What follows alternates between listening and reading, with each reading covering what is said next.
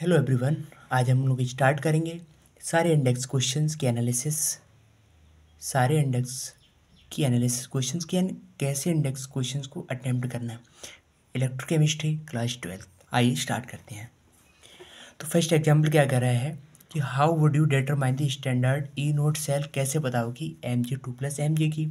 तो यार हम ये जो स्टैंडर्ड इलेक्ट्रोड पोटेंशियल होता है तो कैथोड एनोड दोनों हो रहे होंगे तभी निकाल सकते हैं। एक से तो निकाल नहीं सकते, दो होने चाहिए ना। तो दो होने के लिए मुझे एक लेना पड़ेगा standard hydrogen electrode. Standard hydrogen electrode लेना पड़ेगा। तो हम जब ये वाला लेंगे तो एक का मुझे क्या करना है ना, ऑक्सीडेशन, क्योंकि एक करवाना है रिडक्शन। कैथोड पर हम लेंगे हाइड्रोजन का, ठीक है। तो कैथोड माइनस एनोड करेंगे ना, तो कैथोड माइनस एनोड करेंगे।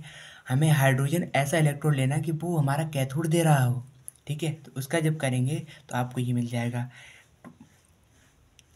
एनोड करेंगे तो ये आपको मिल जाएगा, यहाँ से आपको ई नोट सेल भी मिल जाएगा। अब हम आगे बात करते हैं, can store copper sulphate solution in a zinc pot. नहीं कर सकते ना यार। क्यों नहीं कर सकती हैं? क्योंकि यार जिंक जो होता है वो मोर रिएक्टिव होता है। आपने अभी समझा ना, zinc is more reactive. It is not possible कि हम आपको कॉपर सल्फेट उसमें रखें और जिंक मोर रिएक्टिव, जिंक अपनी तरफ ले लेगा, तो हम रखेंगे क्यों उसमें, ठीक है। और इसकी एसआरपी भी देखो ज़्यादा है, जिंक की एसआरपी ज़्यादा है तो ऑक्सीडाइजिंग पावर ज़्यादा है, ठीक है। फिर आएगा कि यार एफ क्या करना है ऐसे, जो फेरस आयन को ऑक्सीडाइज कर दे। फेरस आयन को ऑक्सीडाइज कर दे। ऑक्सीडाइज कौन कर पाएगा? जिसकी एसआरपी फेरस आयन से ज़्यादा होगी, है ना। तो इसकी ज़्यादा होती है। Cr2O2 नेगेटिव भी करो भैया, Cl2H2O2 और भी ले सकते हो अगर आपको गिवन हो। जैसे लिथियम, लिथियम के लिए SO4 2 नेगेटिव आ गया, ठीक है। SO4 2 नेगेटिव, OH नेगेटिव, ठीक है, NO3 नेगेटिव। तो ये सारे जिसकी एसआरपी ज़्यादा होगी वो आप कर सकते हो, ठीक है। नेक्स्ट एग्जाम्पल की बात कर, नेक्स्ट क्वेश्चन ये कह रहा है कि calculate the potential hydrogen electrode in contact with the solution.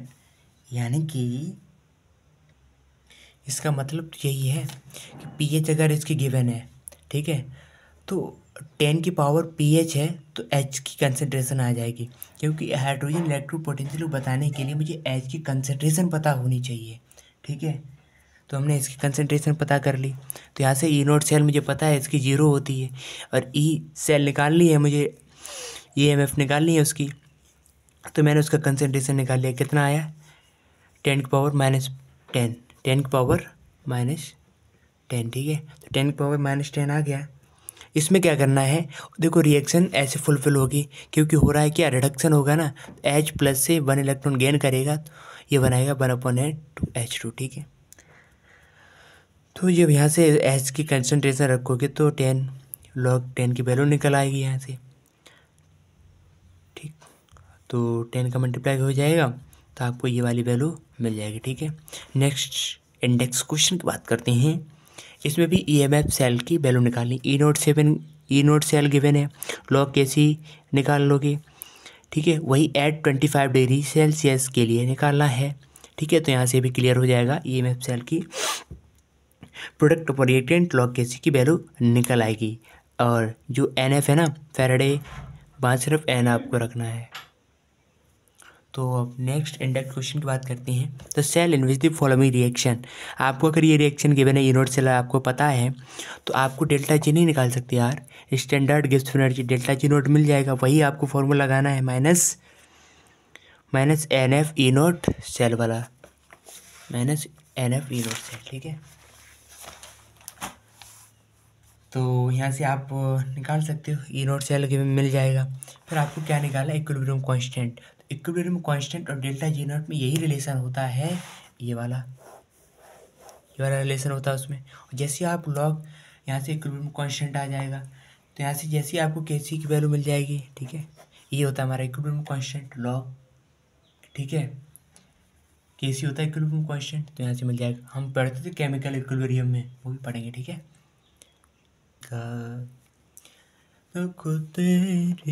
देखो इन एग्जाम्पल्स क्वेश्चंस की बात करते हैं, इंडेक्स क्वेश्चन की 7। तो why does the conductivity of A solution degree with the solution. यार कंडक्टिविटी क्यों घट जाती है डाइल्यूट करने से? डाइल्यूट करने से क्या होता है, नंबर ऑफ आयंस कम हो जाते हैं, क्योंकि conductivity of A solution is the conductance of ions present in a solution. ठीक है, तो number of ions decrease when solution is diluted. ठीक है, तो डाइल्यूट करने पर जो नंबर ऑफ आयंस होते हैं वो कम हो जाते हैं, और conductive solution conductance number of conductance पर डिपेंड करती है, तो अल्टीमेटली कम हो जाती है। ठीक है, suggest a way to determine AM limiting molar conductivity water की। कैसे निकालोगे? तो लिमिटिंग मोलर कंडक्टिविटी की वैल्यू कैसे निकालोगे, ऐसे लिख सकते हैं इसको। ठीक है, तो एक बार Na को जोड़ो, एक बार Na को घटा देना है। ठीक है, Na को जोड़ना है, एक बार Na को घटा देना है। ठीक, फिर क्या होगा, एक बार Cl को जोड़ दो Cl, तो NaOH NaCl की आपको सीधी सीधी कंपाउंड में गिवन होगी, है ना। अगर ये आपको गिवन होती है ना HCl NaCl और NaOH की, तो आप जो लिमिटिंग मोलर कंडक्टिविटी H2 की वो निकल आती। ठीक है, यही करना है इसमें। नेक्स्ट एग्जांपल की बात करते हैं। नेक्स्ट, ठीक है, तो द मोलर कंडक्टिविटी, देखो इसकी मोलर कंडक्टिविटी AM0 आपको गिवन हो गया, और कंडक्टिविटी मोलरिटी आपको गिवन, कंसंट्रेशन गिवन है। यहाँ से आप निकालना क्या है, कंडक्टिविटी। ठीक है, calculate the degree of dissociation and dissociation constant, alpha निकालना है और के निकालना है। तो अल्फ़ा कैसे निकलेगा, यहाँ से आपको निकालना है मोलर कंडक्टिविटी।